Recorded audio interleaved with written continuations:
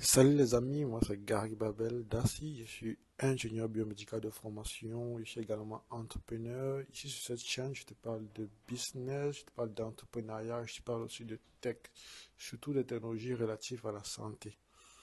Voilà, aujourd'hui spécialement nous allons parler d'un ingénieur, pas comme les autres.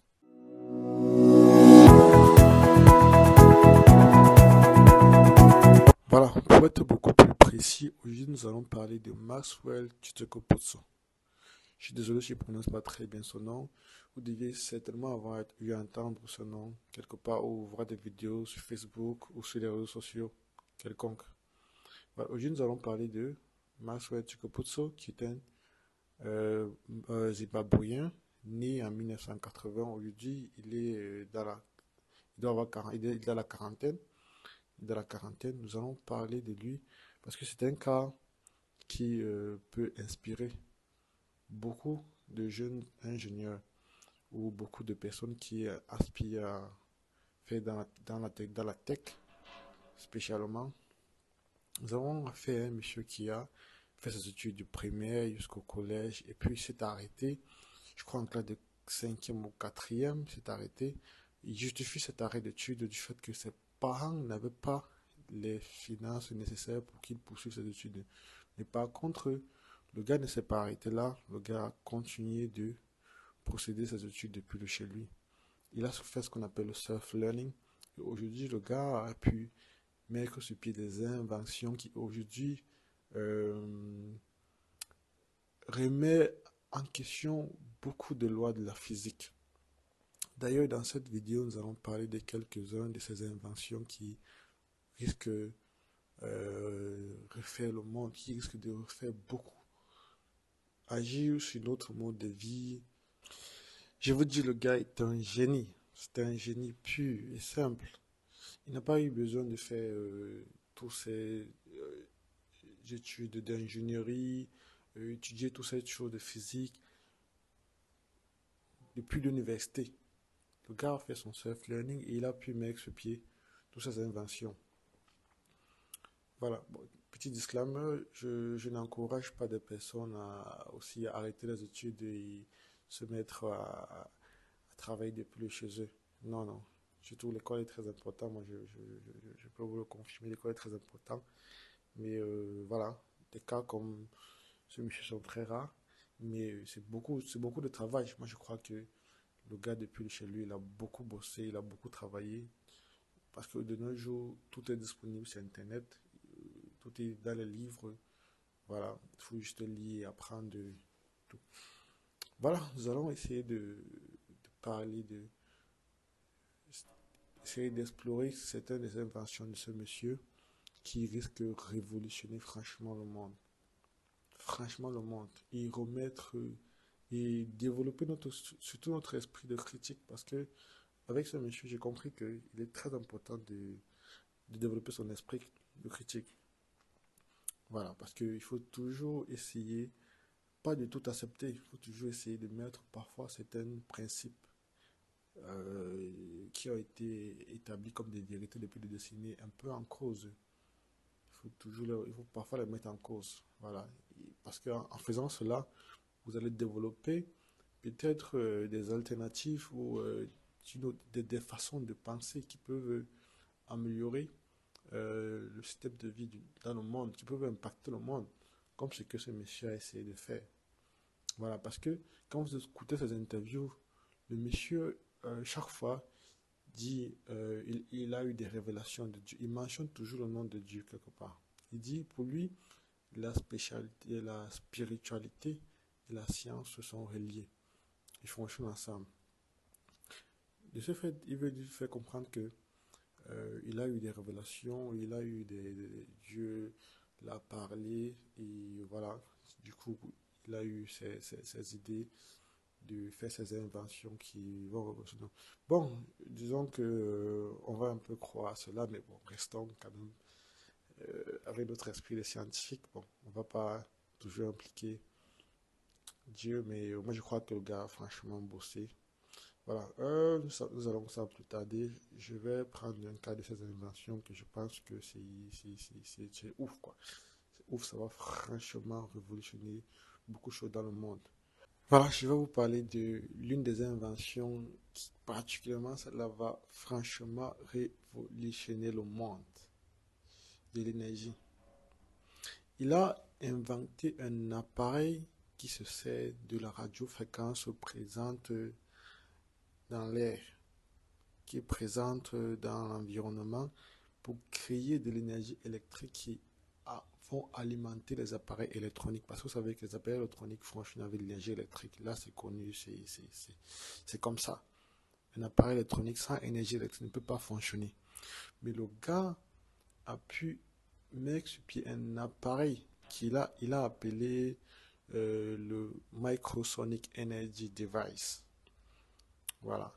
Qui permet de récupérer les micro-fréquences présentes dans l'air et leur élever. Élever ces micro-fréquences-là et pour qu'elles atteignent euh, un voltage qui permet d'alimenter des appareils. C'est ingénieux parce que ça, c'est-à-dire, c'est pas commun en fait. On a généralement utilisé les systèmes comme des barrages hydroélectriques pour produire de l'électricité, l'éolienne pour produire de l'électricité, du soleil pour produire de l'électricité. Voilà. Il n'y a pas, jusqu'à aujourd'hui, des technologies qui utilisent des radiofréquences parce que déjà que les radiofréquences sont des fréquences, ce sont des éléments à très basse fréquence dont les longueurs d'onde sont très élevées. Donc, tous nos appareils, que ce soit les téléphones, les radios, toutes ces choses-là utilisent des radiofréquences présentes dans les pour se capter. On les envoie des fichiers par Wi-Fi, utilisent des radiofréquences. Voilà. Monsieur a pu mettre sur place un dispositif qui permet de récupérer cette micro-fréquence-là, récupérer cela et les transformer en énergie électrique. Ça, c'est quelque chose qui pourrait permettre que les voitures ou alors des appareils fonctionnent de façon automatique. On n'aura plus besoin à chaque fois, on n'aura plus de problème de batterie. Ma batterie est déchargée, il faut que je branche mon téléphone. Vous aurez un système qui va produire de l'électricité venant directement avec l'air en fait. Donc c'est comme si votre téléphone il restera toujours on, quoi. Ça sera toujours on, ça sera jamais off. Donc, pour faire beaucoup plus simple, il a mis en place un système qui risque de remplacer le défaut du soleil. Parce que jusqu'à présent, on avait un défaut avec le soleil qui était, surtout pendant la période d'hiver où il y a moins de soleil. Donc, si vous avez un système solaire installé chez vous, à ce moment-là, vous aurez des difficultés à recharger vos batteries. Parce que la production d'électricité sera très faible, en fait, sera très faible. Du coup, il vous faudra à ce moment-là un autre moyen un autre générateur, une autre façon de vous ressourcer en énergie. Donc, avec son système, il n'y aura plus d'hiver. L'énergie sera disponible, c'est-à-dire à tout moment de l'année. C'est ça qui fait ça, c'est ça une révolution. Tout comme le groupe électrogène qui utilise du carburant pour produire de l'électricité. Son système va utiliser de la radiofréquence pour produire son électricité de façon continue. Donc, de façon à alimenter tous les appareils d'une maison. Parce qu'on aura peut-être un 220, 250 en parallèle.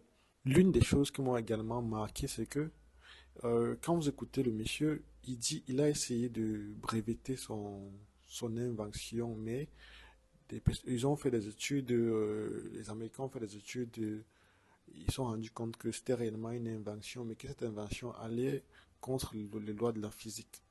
C'est pourquoi on lui a refusé voilà, la possibilité de breveter son produit. Voilà. Bon, voilà. Moi, je crois que ça, c'est un point que je devrais beaucoup plus faire d'études ou faire des études approfondies par rapport. Voilà, j'aimerais qu'on jette un regard d'ingénieur. Déjà, personnellement, jusqu'à présent, je ne vois pas le principe de physique qui a été violé. Étant donné qu'aujourd'hui, il y a beaucoup de principes en physique qui ont évolué avec le temps. Aujourd'hui, il est possible, avec des convertisseurs, de convertir des courants continus en courant alternatif. Voilà. Il y a aujourd'hui des transformateurs qui permettent d'élever le courant comme des ABC. Voilà. Donc, personnellement, bon, ça c'est quelque chose que je devrais peut-être faire plus de recherches là-dessus, mais je vois pas le principe physique qui a été violé là. Voilà. Donc, quand je vois les explications du monsieur, je vois que il y a cette faisabilité parce qu'il dit qu'il occupait des micro-fréquences et il fait de ça de l'énergie électrique. Certainement, il y a un moment donné où il élève, bien sûr que dans son principe, il explique même ça. Il dit qu'il élève ces petits micro-courants en courant qui peut faire alimenter un appareil. Donc, c'est quelque chose qui se fait, voilà, c'est un principe physique qui existe. Voilà, mais malheureusement, le monsieur n'a pas pu breveter son produit jusqu'à présent.